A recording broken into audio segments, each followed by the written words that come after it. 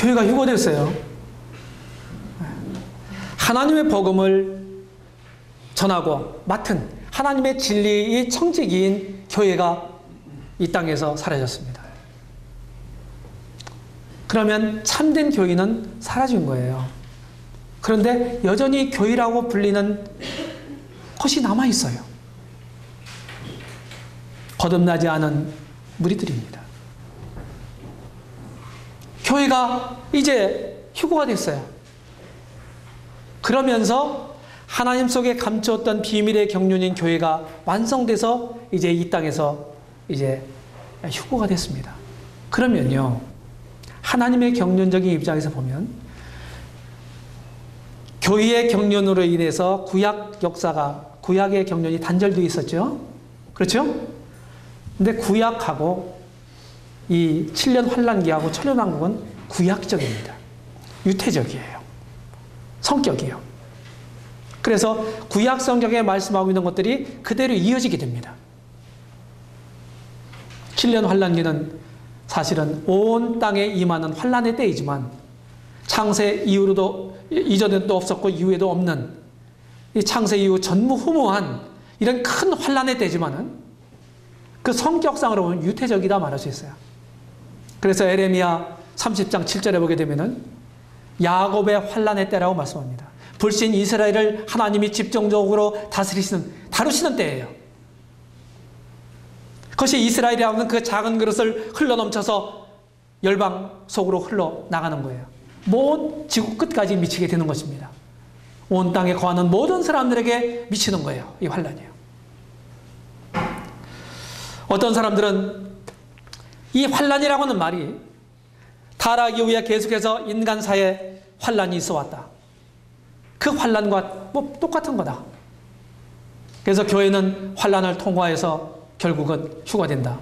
이렇게 얘기하는 분들이 있는데 성경을 자세하게 보면 같은 낱말이라도 문맥이라든지 표현이라든지 수식어라든지 이런 걸 통해서 보게 될 때 구분을 해야 될 게 있습니다. 성경 구분하고 있어요.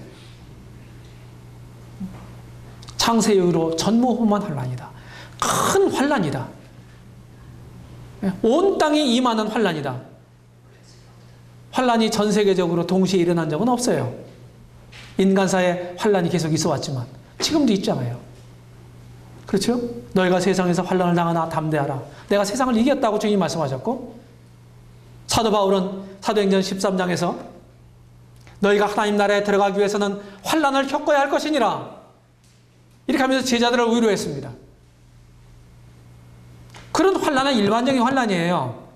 근데 우리가 지금 얘기하고 있는 이 환란기, 어떤 분들은 대환란이라고도 얘기하는데 성경은 다니엘의 마지막 번째 70번째 일에 해당되는 기간이 환란기거든요. 그래서 7년이라는 말이 거기서 나온 겁니다. 성경은 전 3년 반, 후 3년 반을 나누고 있죠. 그렇죠? 그래서 후 3년 반을 큰 환란이라고 표현하는 것입니다.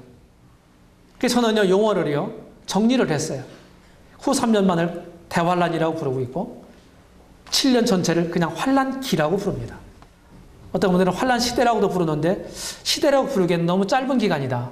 이렇게 했을 때 환란기라고 그래서 제가 부르고 있는 것입니다. 다 같은 의미예요, 사실은요. 이때 적그리스도가 출현하는 기간이에요. 적그리스도의 시대입니다. 환란기는요. 그게 적그리스도 왕국이라고 이제 말씀했는데 빨리 한번 보겠습니다. 적그리스도의 인격과 조직을 보겠습니다. 참 기독교의 목표는 누굽니까? 예수 그리스도십니다. 근데 명목상의 거짓 기독교는 뭡니까? 적그리스도예요. 영어로 말하면 적그리스도라는 말이 안티크라이스트라는 말이에요. 안티크라이스트. 그래서 문명의 기독교화로 인해서 세계가 기독교화되는 게 아니라 오히려 점점점 뭡니까? 기독교를 배척하고 있죠. 참 안타까운 건 우리 한국 땅에도 계속해서 이 샤마이즘과 이교도에 물들여 있던 이 한반도 대한민국이요. 짧은 기간 동안에 상당한 이 기독교가 번성을 했습니다. 하나님 복을 주셨어요. 그래서 이 동양 쪽에서요, 사실은 세계 선교의 선두국이 됐습니다. 한국이에요, 지금요. 이 선교를 얘기하는 분들 통계에 의하면요, 미국 다음으로 많이 선교사를 파송한 기독교계에서 전체로 파송한 제2 선교국이다 이 말이에요. 그런데 이제 점점 이 상승 곡선이 꺾이기 시작했습니다. 지금. 그리고 안티 기독교가 많이 생기기 시작했습니다. 기독교에 대해서는 안 좋은 말들을 많이 하잖아요. 그게 물론 기독교 내부의 문제일 수 있어요. 근데 이게 좀 큰 틀에서 보게 되면요, 이게 마지막 때의 징조일 수 있다. 마지막 때. 결국은 기독교가 주님이 배척을 받아야 되거든요. 그래서 선악간의 모든 것이 반드시 익는 데까지 이르게 하는 것. 죄악 환영의 원리가 있었어요. 창세기 15장에 보게 되면요, 아브라함에게 주셨던 가나안 땅에 아모리 족속들이 살고 있었거든요. 근데 그들을 금방 진멸하지 않고 내쫓지 않고요, 그들을 참 계속 애둘러 가지고 애국에서 430년 동안 살게 하고 광야 40년을 거쳐서 이제 여호수아 시대 때 가나안 땅에 들이잖아요. 그런 이유가 뭔지 아세요? 하나님의 경륜 가운데는요, 창세기 15장에 보게 되면은 이는 아모리 족속의 죄악이 아직 관영치 아니함이로라. 이방 족속이라도요, 하나님이 그냥 그들을 그냥 무시해서 때려잡는 식으로 그렇게 하는 게 아니에요. 그들도 징벌 받는 게요, 징벌 받을 이유가 충분하게 될 때, 무르익었을 때 하나님 손을 대시는 거예요. 우리도 마찬가지입니다. 하나님은 이런 원칙을 가지고 계세요. 그래서 수백 년이 흘렀을 때 그들은 뭡니까? 진짜 하나님이 이제 그냥 놔둬서는 안 되겠어요. 자녀들을 불 가운데로 지나가게 하고 하는 그런 이방 종교, 인신지사를 드리는 이방 종교들이 막 성행했잖아요. 하나님 형상대로 만들어진 사람들을 제물로 삼는 거예요. 이 교도들이. 그냥 놔두실 수 없어요. 그래서 하나님이 아브라함에게 주셨던 그 약속을 성취하는 시기도 됐어요, 그때. 그래서 여호수아를 앞세워서 그들을 가나안 땅에 진멸하고 그곳에 정착하도록 하시는 것입니다. 이 원리는 변하지 않아요. 반드시 그 죄악이 익는 데까지 이르게 하는 것, 그것이 하나님의 세계 통치의 근본 원리인 것입니다. 적그리스도의 명칭들이 많이 나와요. 요한서신서에 특별히 많이 나오죠. 인격적인 적그리스도, 적그리스도의 영, 적그리스도들, 이런 표현들이 있습니다. 특별히 데살로니가 후서 2장에 보게 되면요, 이 적그리스도의 시대에 대해서, 이 환란기에 일어날 적그리스도에 대해서 자세하게 표현해 주고 있는데, 거기에 보면은 죄의 사람, 멸망의 아들, 불법자, 대항자, 이런 표현을 쓰고 있습니다. 그리고 계시록 13장의 첫째 짐승으로, 다니엘서 7장에서는 작은 뿔로, 이렇게 적그리스도를 묘사하고 있는 모습을 봅니다. 적그리스도는 인격적인 존재입니다. 진짜 한 인물이에요. 한 조직의 우두머리가 될 것입니다. 그래서 종말의 역사에서 적그리스도는 하나의 개체고, 마귀적인 재능자고, 초인간적인 능력을 나타내는 악마의 메시아다. 두 적인이 활동할 때 무적행에서 나오는 짐승이 있죠. 마귀의 능력을 받고 무적행에서 올라오는 짐승이 두 적인을 죽이잖아요. 계시록 11장에 보면 그 짐승이 13장의 적그리스도라고 봅니다. 멸망에 가증한 것은 우상이 아니라 하나의 인격 한 사람을 가리키는 것입니다. 그래서 우리 주님이 강림이 있죠. 파루시아, 임하신. 그런 것처럼 적그리스도도 똑같이 파루시아가 있을 거예요. 출현이 있습니다. 불법한 자가 나타나리라. 나타나리라는 말이 헬라말로 파루시아예요. 주님의 재림에 사용한 이 단어입니다. 주님의 오심에. 적그리스도의 선구자들을 쭉 보면은 성경 가운데 나타난 선구자들은요, 가인이 있어요. 가인. 종교전쟁에 시발자죠. 라멕. 자기를 신성시하는 교만자입니다. 니무롯이 있습니다. 세계의 권세를 창시한 사람이에요. 발람. 종교적 간음을 유도했던 사람입니다. 골리앗은 이스라엘을 모욕했던 블레셋의 장수죠. 이미 우리가 살펴본 것처럼 안티오코스 에피파네스는 성소 침략자였습니다. 이것이 성경에 나타난 적그리스도의 모형들이에요. 그 다음 역사 가운데 나타난 이 선구자들은 누굽니까? 적그리스도 선구자들. 네로. 초대교회 성도들은 네로가 적그리스도라고 생각했어요. 네로. 로마 황제들이라고 생각했던 적이 있습니다. 또 모하메드라고 생각한 분들도 있었습니다. 교황권이라고 생각한 사람들도 있었어요. 특별히 개혁자들이 그렇게 생각했습니다.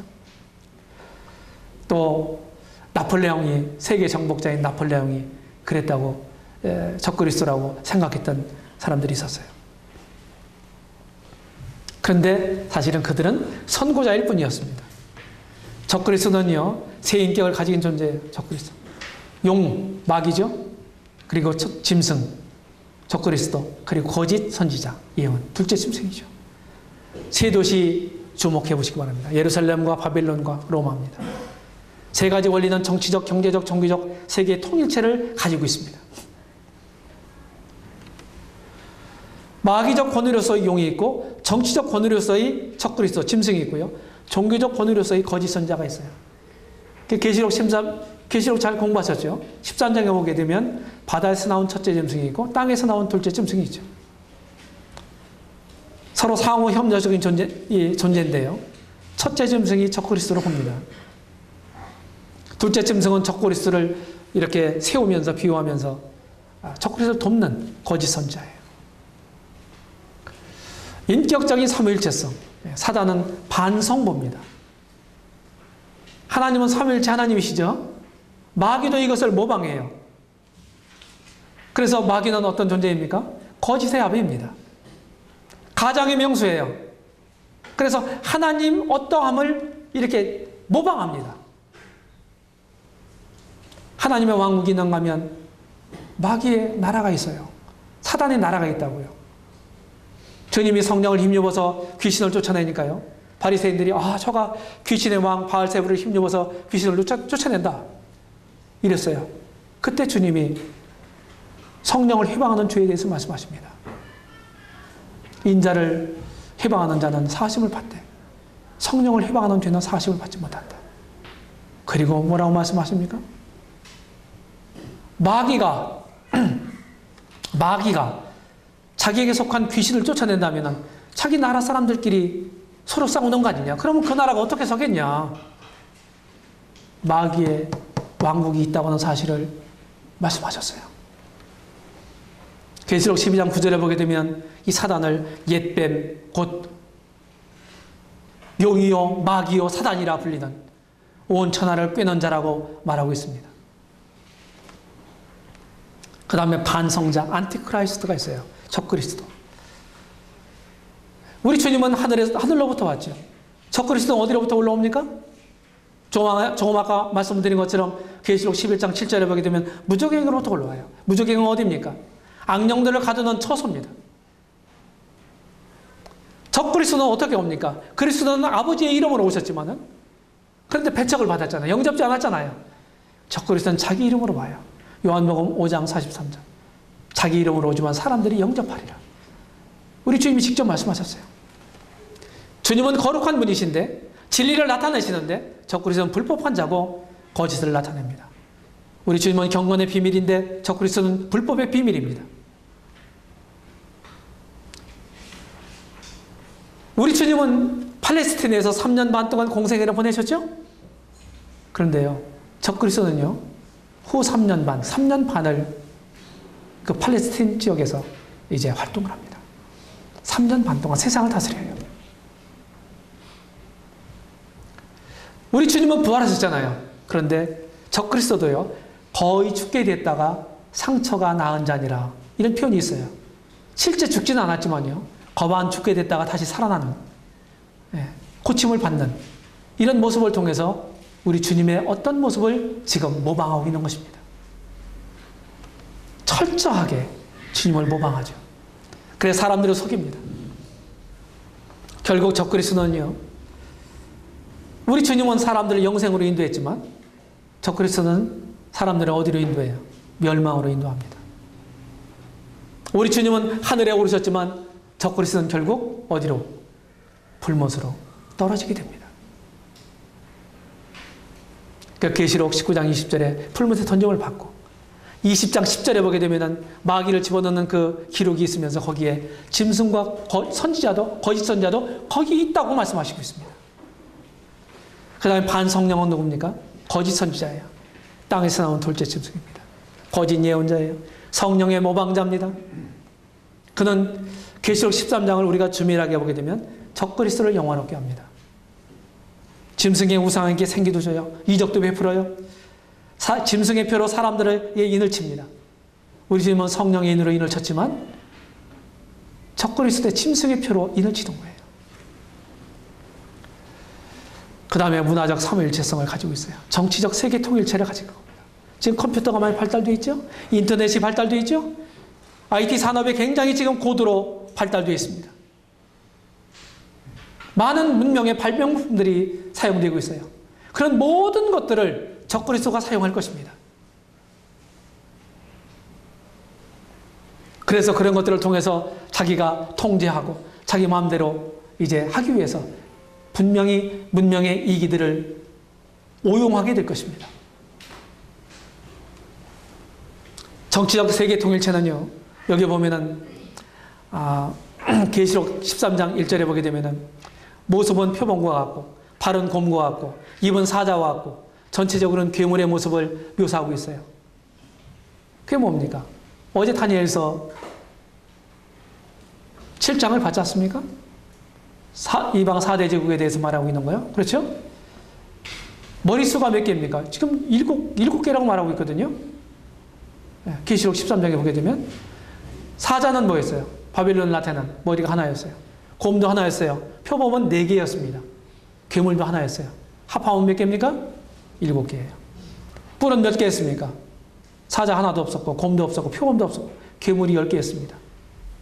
그래서 이 말은 뭐냐면 적그리스도가 정치적 그 배경을 가지고 일어나는 신흥 로마 제국은요, 이런 과거의 역사 가운데 존재했던 이방 4대 제국의 특성을 다 가지고 있다는 거예요.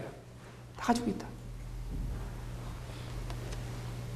결국은 예전 로마의 옛 로마 제국의 판도 위에 세워질 거다.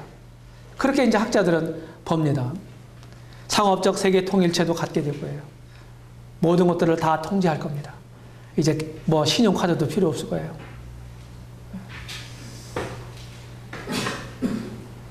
그렇게 해서 전부 이 통제하는 수단으로 사용하게 되는 것입니다.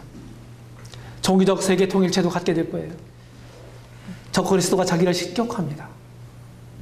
인류로부터 경배받기를 바라는 거예요. 적그리스도는 국가 종기를 만들 겁니다. 여전히 이 교회라는 것이 있고 사람들이 모여서 설교를 들을 것입니다. 환난기 때도. 근데 그것은 하나님을 위한 게 아니었습니다. 하나님으로 말미암은 게 아니에요. 적그리스도는 세계의 메시아고 문화적 구주고 구원의 우두머리다. 철저하게 속이는 자입니다. 자기를 성전에 앉아서 하나님이라 일컫는 자칭 하나님인 이 불법의 사람, 죄의 사람입니다. 이제 대중도 다니엘서의 4대 비밀제국을 보겠습니다. 제4제국. 자, 느부갓네살이 본 신상에서 네 번째 제국에 해당되는 종아리 아래죠. 발하고 철로 되어 있죠. 그건 발은 뭘로 되어 있어요? 특이하게 되어 있죠. 철과 흙으로 섞여 되어 있다고 그랬죠. 성경은 교회 시대를 구약 성경은 예언하고 있지 않다고 그랬죠. 그래서 이 종아리와 발하고 지금 역사적으로 보면 구분이 있어요. 거기에 이 교회 시대가 껴있는 겁니다. 그래서 발에 해당되는 것은요, 앞으로 나타날 적그리스도의 제국을 가리키는 거예요. 다른 말로 하면은 뭐 부흥 로마 제국 또는 신흥 로마 제국이라고 부릅니다. 성경의 예언상에는 로마 제국이 멸망하지 않은 걸로 나타나 있어요. 근데 지금 정치적으로 멸망했잖아요. 근데 여전히 지금도 로마적인 것이 존재한다고 말씀을 드렸어요. 지금도 우리가 살고 있는 이 시대에도 법률 용어라든지 군사 용어라든지 이런 여러 가지가 다 로마어로 되어 있다고 그래요. 라틴어로 되어 있다고 그랬잖아요. 근데 로마 제국이 과거에요. 내려오다가 이제 데오도시우스 때요. 동서 로마 제국으로 갈립니다. 그게 서로마 제국, 동로마 제국 이렇게 합니다. 교회도 갈려요. 그래서 서방 교회를 캐톨릭이라고 불렀고 동방 교회를 정교회라고 부릅니다. 정교회란 말은 정통교회란 뜻이에요. 얼소독식 처치란 말입니다. 서방 교회, 이 보편적인 교회란 뜻의 캐톨릭 처치입니다. 로마는 정치적으로 붕괴되어 있지만 로마적인 것이 여전히 현존한다는 사실을 기억하시기 바랍니다.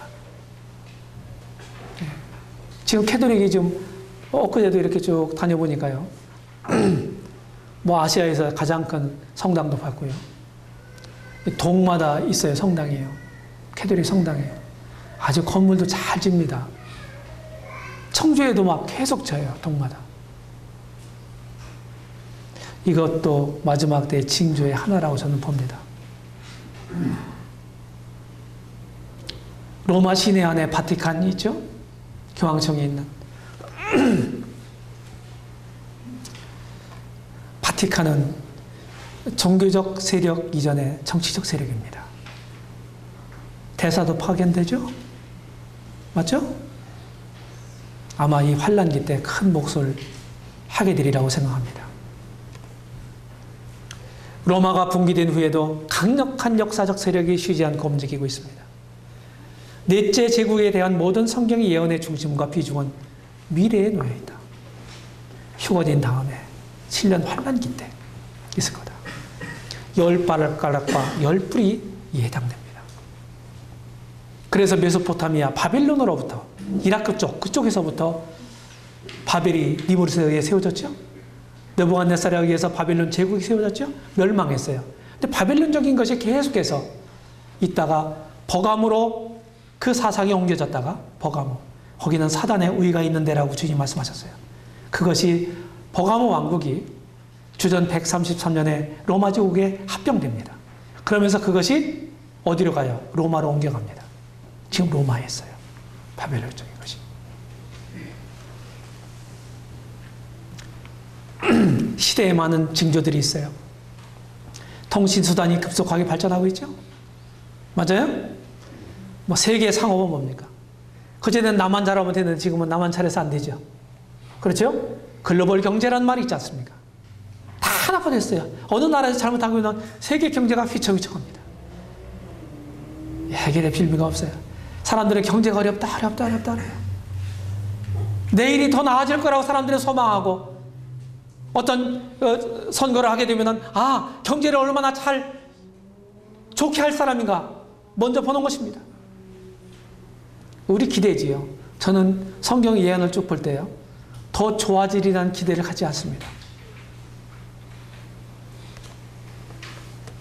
전쟁 술이 발전되고 있어요. 그렇죠?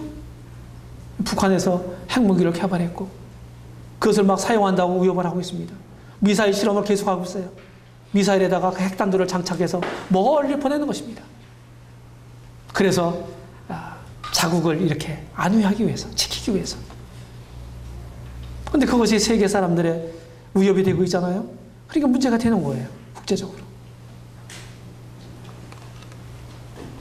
그런데 원자탄, 수소탄, 가스탄, 세균탄, 기상무기, 코발트탄, 중성자탄 이상 기상천외한 이런 모든 무기들이 다 개발되고 있어요.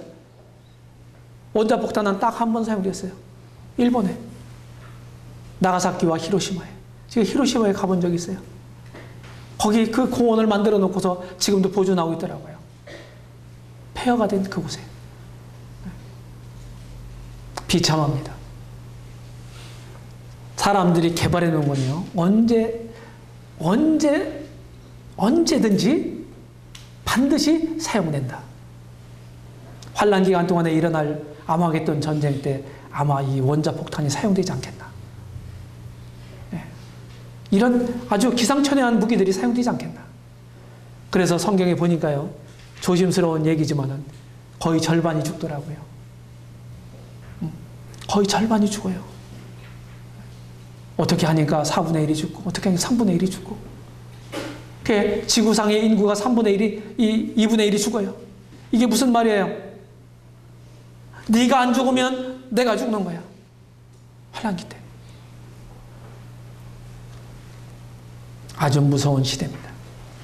수백만을 헤아리는 군대들이 지금 계속해서 중무장을 하고 있죠. 세계적인 거대 종교적 조직이 만들어지고 있습니다.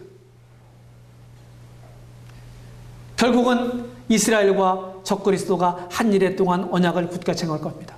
근데 그 절반에 가서 파괴될 거라고 말씀하고 있어요. 그렇죠? 교회가 휴거된 다음에 적그리스도가 한 일해 동안 7년 동안 평화조약을 맺어요. 그래 너희들 전통적인 그런 제사법 그런 거 종교의 자유를 다 허락할게. 이렇게 잘해. 근데 절반에서 파괴한다는 거예요. 절반. 3년 반이 지난 다음에. 그리고서 절반에 가서 적그리스도는 자기 본색을 드러나게 되는 거죠. 계속해서 전쟁이 국지전이 일어나고 큰 전쟁이 일어나게 되는 겁니다. 환란기 종말에. 세계적으로 복음이 지금 전파되고 있죠. 많은 성경이 여러 언어로 번역돼서 지금 보급되고 있어요. 세상 끝까지 복음이 전파됐습니다. 이스라엘 보십시오.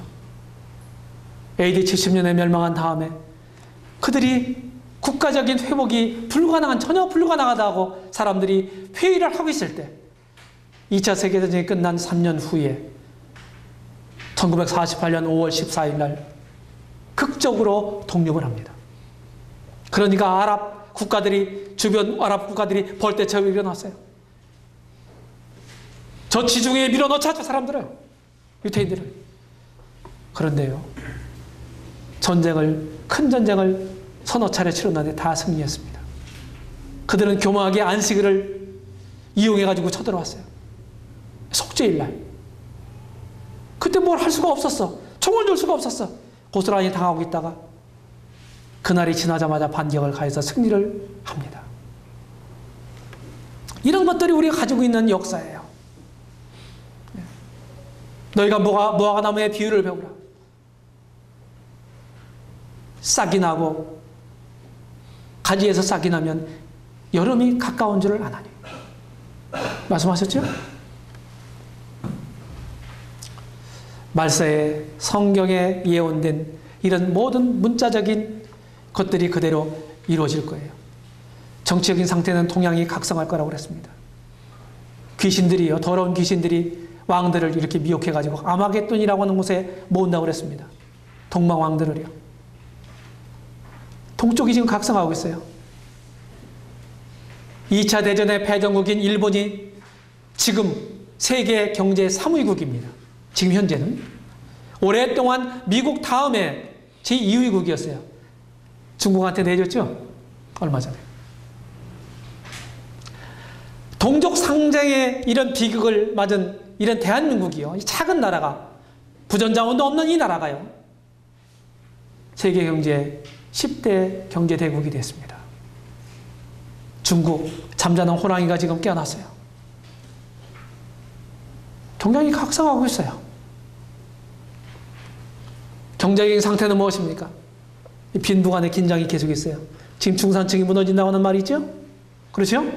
잘 사는 사람 더 잘 살고, 중산층 이하는 다 몰락해서 상대적인 빈곤감에, 박탈감에 어려움을 당하고 있는 것입니다. 경제적으로는요, 어떻게 됩니까? 다 하나로 모아져요, 하나로. FTA 같은 거 체결하지 않습니까? 마지막 때에 다 징조들이에요. 공업기술 이런 것들도 계속해서 발전해요. 세계교통, 진짜 지구촌이란 말이 걸맞는 때입니다. 그렇죠? 지구 어떤 구석에서 나오는 것도 다 금방 신속하게 우리는 알 수가 있어요. 전쟁 기술이 발달합니다. 이 환란기 때 교회가 휴거된 다음에 적그리스도가 자기를 신격합니다. 신비주의가 만연할 거예요. 또 도덕적인 상태도요, 육적인 안전 도모하고 부도덕한 행동을 일삼고. 로마 제국이 왜 멸망했습니까? 하나님 보시기에 부도덕했기 때문입니다. 노아의 때 왜 인류가 멸망해야 했습니까? 부도덕했기 때문입니다.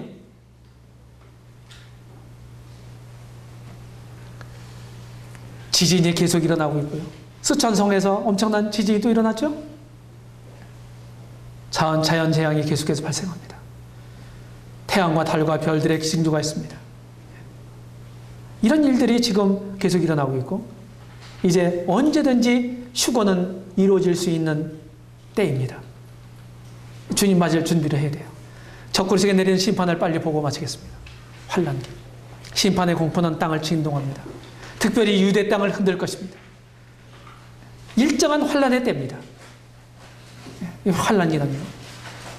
다니엘의 70일의 예언 중에 마지막 70번째 예언. 69일에가 메시아 기름 부음 받은 자가 끊어질 것이며 거기까지 69일에가 성취가 됐어요. 그리고 예언의 시계는 69일에 딱 멈췄습니다.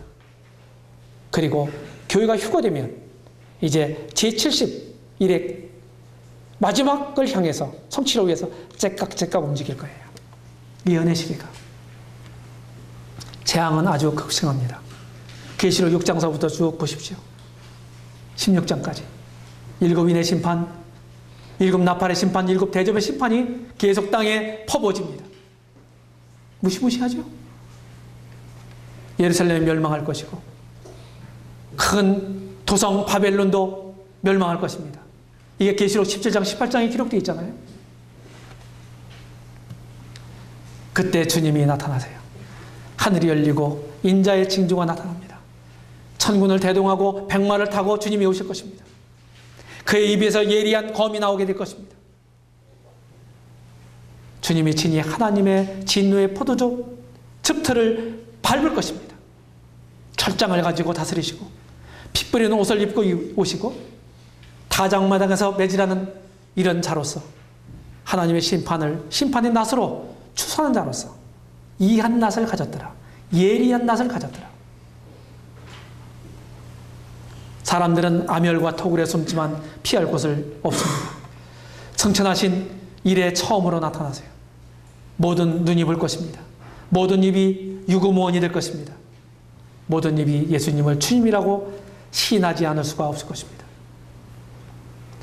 사탄적 삼위일체가 다 멸망해요. 주님이 강림하심으로 나타나심으로 패하시리라. 짐승과 거짓 선자가 붙잡혀서 불못에 던져져요. 계시록 19장 20절에 기록되어 있어요. 사단이 결박당해서 무정왕에게 던져져요. 계시록 20장 1절 3절에 있죠. 황폐한 아마겟돈 들판 위로 치료하는 의의 태양이 떠오릅니다. 무기또 평온이죠. 모든 인간의 잘못된 노력이 분기된 후에 하나님이 이제 그곳에, 분기된 그곳에 새롭게 세우실 것이에요. 여호사밧 골짜기에서 열방의 심판이 있을 겁니다. 주님이 지상재림하셨어요. 열방의 심판이 있어요. 환란 기간 동안에 살아남은 사람들이 이제 심판을 받아요. 그래서 이 열방의 심판을 통해서 천년왕국의 시민권의 자격을 얻느냐 못 얻느냐, 천년왕국에 들어가느냐 못 얻느냐 하는 문제입니다. 저는 이 여호사밧 골짜기에서 할 거라고 요엘서 3장에 말씀하고 있거든요. 3장 12절에 여호사밧 골짜기가 어딘가 이스라엘 가서 봤어요. 근데 그 가이드가 얘기하는데 그 예루살렘에 있는 감람산과 예루살렘이 있는 그 흐르는 기드론 골짜기가 여호사밧 골짜기가 아닌가 이 생각한다고 그러더라고요. 어떤 분들은 뭐 여호사밧이 브라가 골짜기에서 또 전쟁에 승리했잖아요. 찬양했잖아요. 거기가 아닌가 이렇게 생각하는 분들도 있어요. 전 그렇게 생각하지 않습니다. 스가랴서 14장에 보게 되면 14장 4절에 보게 되면 주님이 예루살렘 동편 감람산에 그 발이 오른발이 서실 것이라고 말씀했어요. 그랬을 때 그 산이 갈라져 가지고 한쪽은 북으로 한쪽은 남으로 산이 갈라질 거라고 그랬어요. 그럼 골짜기 방향은 어디서 어디로? 어디서 어디로? 한 산은 북으로 한 산은 남으로 갈라진 게 골짜기 방향이 어디예요? 동에서 서로 방향이 달라. 기드론 골짜기는 북에서 남으로 흘러요. 그래서 주님 재림하실 때 생기는 골짜기라고 저는 생각하는 거예요. 이건 분별이 다를 수 있습니다. 제 분별입니다. 마치 그리스도가 목자가 양을 염소 가운데서 갈라내듯이 갈라냅니다. 양으로 이렇게 분류된 무리는 영원한 멸망에 들어가고, 양에 속한 무리는 영원한 나라에 들어갑니다. 천년왕국에 들어간다 이 말이에요. 그래서 이 여호사밧 골짜기에서 있는 열방의 심판은 지옥이나 천국이냐는 문제가 아니고 멸망이냐 지상의 영광의 나라의 시민권을 갖느냐 이 문제예요. 그래서 저는 조심스럽게 이 시민권, 열방의 심판에서 양으로 분류된 합격받은 사람들은 육신적으로도 구원받는 사람이에요. 그 전쟁 난리통의 환란기 때 육체적 보존을 받은 사람입니다. 그리고 영적으로도 구원받은 사람이 아닌가 이런 생각을 했습니다. 여기서 자세하게 말씀드릴 수가 없습니다. 그렇게 분별합니다. 영광의 왕국을 건설하시죠. 느부갓네살 그 거상 신상을 뜨인 돌이 사람의 손으로 아니한 뜨인 돌이 그 발을 내리치잖아요. 신상이 넘어져요. 이방 제국이 쓰러진다 이 말이에요. 그리고 그 산이 어떻게 큰 산을 이뤘어요. 이 큰 산이 천년왕국을 상징합니다. 우리 주님에 의해서 그렇게 될 겁니다. 뜨인 돌은 바로 메시아 그리스도를 가리켜요. 이렇게 해서 오늘 애찬전 오전 시간을 마치겠습니다.